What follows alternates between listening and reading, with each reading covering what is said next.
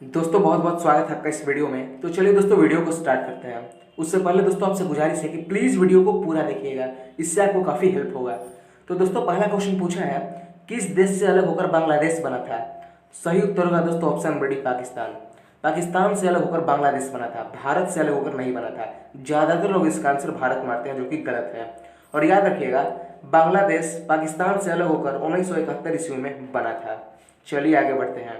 अगला क्वेश्चन आपसे पूछा है कि जातक कथा का संबंध किस धर्म से है? तो याद रखिएगा, जातक कथा का संबंध बौद्ध धर्म से है। ऑप्शन नंबर ए हो जाएगा। चलिए आगे बढ़ते हैं। अगला क्वेश्चन आपसे पूछा है, सत्यार्थ प्रकाश के लेखक कौन है? तो याद रखिएगा, सत्यार्थ प्रकाश के लेखक दयानंद सरस्वती हैं। ऑप्शन नंबर बी हो जाएगा, दयानंद सरस्वती। और दयानंद सरस्वती ने ही 1875 ईस्वी में आर्य समाज की स्थापना की थी। ये भी पॉइंट याद रखिएगा, कई बार पूछा है, ये आर्य समाज की स्थापना किसने की थी। चलिए आगे बढ़ते हैं। अगला क्वेश्चन आपसे पूछा है, दीन बंधु के नाम से किसे जाना जाता है? तो याद रखिएगा, दीन बंधु के नाम से CF एंड्रूज को जाना जाता है। ऑप्शन नंबर सी हो जाएगा, CF एंड्रूज। चलिए आगे बढ़ते हैं। अगला क्वेश्चन आपसे पूछा है, माई ट्रूथ, इंग्लिश में भी लिखा गया इसको माई ट्रूथ, के लेखक कौन है? तो माई ट्रूथ के लेखक हैं Indira Gandhi. Option number B हो जाएगा। इंदिरा गांधी से क्या क्वेश्चन बनता है कि भारत की पहली महिला प्रधानमंत्री, भारत की पहली महिला प्रधानमंत्री इंदिरा गांधी। दूसरा क्वेश्चन कि सबसे पहले भारत में किस महिला को भारत रत्न दिया गया था? तो इंदिरा गांधी। ये दो क्वेश्चन बनता है, याद रखिएगा, इनको भारत रत्न 1971 में मिला है। चलिए आगे बढ़ते हैं। अगला क्वेश्चन पूछा है, भूमध्य रेखा पर दिन कितने घंटे का होता है? देखिए आपसे दिन पूछा है। देखिए भूमध्य रेखा पर दिन और रात दोनों बराबर होते हैं, यानी दोनों 12-12 घंटे के होते हैं। याद रखिएगा, डी हो जाएगा। इस क्वेश्चन में आपसे दिन पूछा है, हो सकता है रात भी पूछ ले। तो याद रखिएगा, भूमध्य रेखा पर 24 घंटे मतलब सालों भर दिन और रात बराबर होते हैं, 12-12 घंटे के होते हैं। किसी भी मौसम में 12-12 घंटे के दिन और रात होते हैं। चलिए आगे बढ़ते हैं। अगला क्वेश्चन पूछा है, इडुक्की परियोजना किस राज्य में स्थित है? तो इडुक्की परियोजना जो है वो केरल में स्थित है। ऑप्शन नंबर बी हो जाएगा। अगला क्वेश्चन देखते हैं। क्वेश्चन पूछा है, चतुर्थ बौद्ध संगति किसके शासनकाल में हुई थी? दोस्तों ये सब बहुत अच्छे क्वालिटी के क्वेश्चन है और कई बार जीडी के एग्जाम्स में भी पूछे गए हैं। तो चतुर्थ बौद्ध संगति जो है वो कनिष्क के शासनकाल में हुई थी। ऑप्शन नंबर डी हो जाएगा। कश्मीर में हुआ था, ये भी याद रखिएगा। क्वेश्चन पूछ सकता है कि चतुर्थ बौद्ध संगति कब हुई थी, कहाँ हुई थी? तो कश्मीर में हुई थी। चलिए आगे बढ़ते हैं। अगला क्वेश्चन पूछा है कि जीटी रोड को किसने बनवाया था?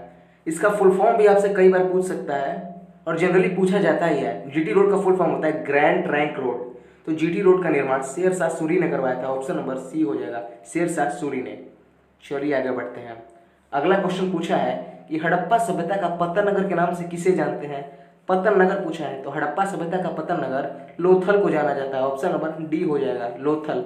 हड़प्पा सभ्यता के पतन नगर के रूप में लोथल को जाना जाता है। और लोथल कहाँ पर स्थित है? तो गुजरात में। ये भी पॉइंट याद रखिएगा। चलिए आगे बढ़ते हैं। अगला क्वेश्चन पूछा है, मोहम्मद गौरी ने पृथ्वीराज चौहान को कब हराया था? तो याद रखिएगा, मोहम्मद गौरी ने पृथ्वीराज चौहान को केवल एक ही बार 1192 में हराया है, वो भी तराइन के द्वितीय युद्ध में। तराइन के द्वितीय युद्ध में। आपको डेट भी याद रखना है, पूछ सकता है आपसे क्वेश्चन कि तराइन का द्वितीय युद्ध कब हुआ था? तो 1192 में। और मोहम्मद गौरी ने इसमें पृथ्वीराज चौहान को हरा दिया था। ये भी पॉइंट याद रखिएगा। चलिए आगे बढ़ते हैं। अगला क्वेश्चन आपसे बहुत अच्छा पूछा है कि विश्व की पहली महिला प्रधानमंत्री किस देश की थी? तो याद रखिएगा, विश्व की पहली महिला प्रधानमंत्री श्रीलंका की थी, यानी श्रीलंका में बनी थी 1960 में, जिनका नाम था श्री भाओ भंडार नायके। चलिए आगे बढ़ते हैं। अगला क्वेश्चन आपसे पूछा है कि वर्ल्ड हेरिटेज डे कब मनाया जाता है? यानी इसको अगर हिंदी में कहा जाए वर्ल्ड हेरिटेज डे को, तो विश्व विरासत दिवस कहा जाता है। 18 अप्रैल को मनाया जाता है। ऑप्शन नंबर बी हो जाएगा। वर्ल्ड हेरिटेज डे भी आप याद रखिएगा। चलिए आगे बढ़ते हैं। अगला क्वेश्चन पूछा है, शुद्ध सोना कितने कैरेट का होता है? तो याद रखिएगा, शुद्ध सोना 24 कैरेट का होता है। ऑप्शन नंबर डी हो जाएगा। लेकिन दोस्तों आजकल घरों में जो सोना होता है वो 24 कैरेट का नहीं होता है, वो 18-20 कैरेट का अमूमन होता है, याद रखिएगा। लेकिन शुद्ध सोना 24 कैरेट गोल्ड का होता है। आगे बढ़ते हैं। अगला क्वेश्चन पूछा है, तुलसीदास किसके समकालीन थे? देखिए समकालीन का मतलब होता है कि दोनों लोग एक ही समय में हुए थे। तो तुलसीदास जो है अकबर के समकालीन थे, यानी जिस समय अकबर थे उसी समय तुलसीदास भी थे। ऑप्शन नंबर बी हो जाएगा। अगला क्वेश्चन पूछा है कि वर्तमान में भारत में कुल कितने उच्च न्यायालय हैं? उच्च न्यायालय का मतलब हाई कोर्ट है। तो वर्तमान में भारत में 25 उच्च न्यायालय हैं। ऑप्शन नंबर सी हो जाएगा। चलिए आगे बढ़ते हैं। अगला क्वेश्चन पूछा है, कांग्रेस की स्थापना के समय भारत का वायसराय कौन था? जिस समय कांग्रेस की स्थापना हुई, आपको डेट याद रखना है, 1885 में कांग्रेस की स्थापना हुई। उस समय भारत के वायसराय लॉर्ड डफरिन थे। ऑप्शन नंबर डी हो जाएगा। और कांग्रेस की स्थापना A.O. ह्यूम ने किया था। यह भी पॉइंट याद रखिएगा। अगला क्वेश्चन पूछा है फूलदेई महोत्सव किस राज्य में मनाया जाता है? तो याद रखिएगा फूलदेई महोत्सव उत्तराखंड में मनाया जाता है। ऑप्शन नंबर ए हो जाएगा। चलिए आगे बढ़ते हैं। अगला क्वेश्चन पूछा है विश्व श्रमिक दिवस कब मनाया जाता है?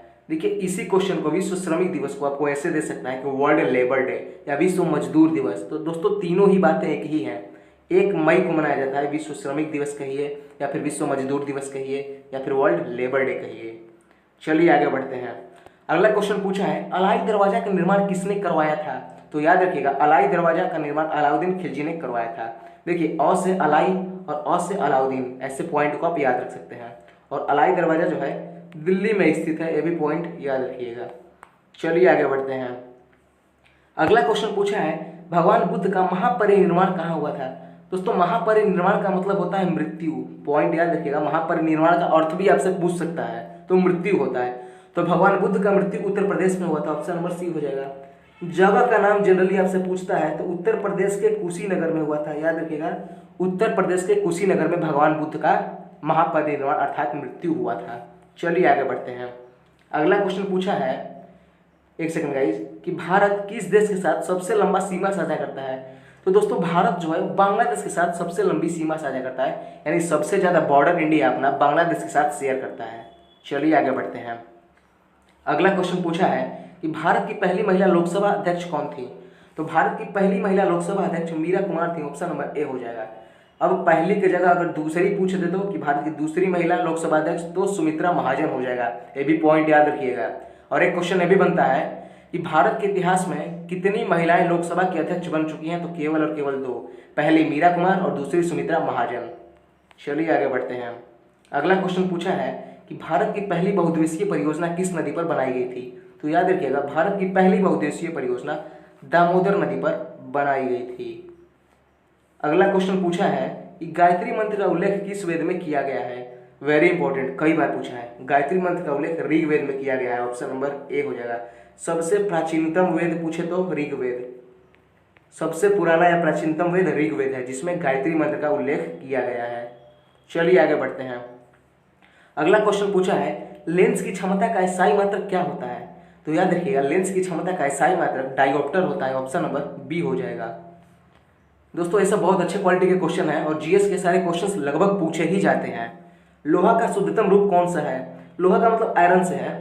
लोहा का शुद्धतम रूप जो है वो पिटवा लोहा है। ऑप्शन नंबर सी हो जाएगा। पिटवा लोहा लोहा का शुद्धतम रूप है। चलिए आगे बढ़ते हैं। अगला क्वेश्चन पूछा है कि हाथ से गैस इनमें से कौन है? दोस्तों याद रखिएगा हाथ से गैस का मतलब होता है हंसाने वाला गैस, जिसको सूंघ लेने के बाद आदमी हंसने लगता है। तो दोस्तों इनमें से NO2 है।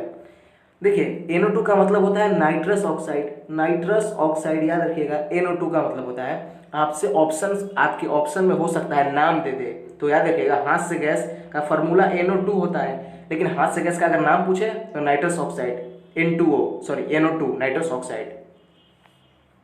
आगे बढ़ते हैं। अगला क्वेश्चन पूछा है कि टाइलिन नामक एंजाइम कहाँ पाया जाता है? तो याद रखिएगा टाइलिन नामक एंजाइम लार में पाया जाता है। ऑप्शन नंबर बी हो जाएगा। चलिए आगे बढ़ते हैं। और आज का लास्ट क्वेश्चन पूछा है कि कैंडल किसका मात्रक है? दोस्तों यहाँ पे कैंडेला होगा, एक पॉइंट छूट गया, याद रखिएगा कैंडेला है। कैंडेला किसका मात्रक है? तो कैंडेला ज्योति तीव्रता का मात्रक है। ऑप्शन नंबर सी हो जाएगा। ऑप्शन नंबर सी ज्योति तीव्रता का मात्रक है कैंडेला। काफी इंपॉर्टेंट क्वेश्चन है। तो दोस्तों आज की इस वीडियो में काफी अच्छी क्वालिटी के क्वेश्चन के बारे में हमने डिस्कस किया। आई होप ये वीडियो आपको काफी बेहतर लगा होगा।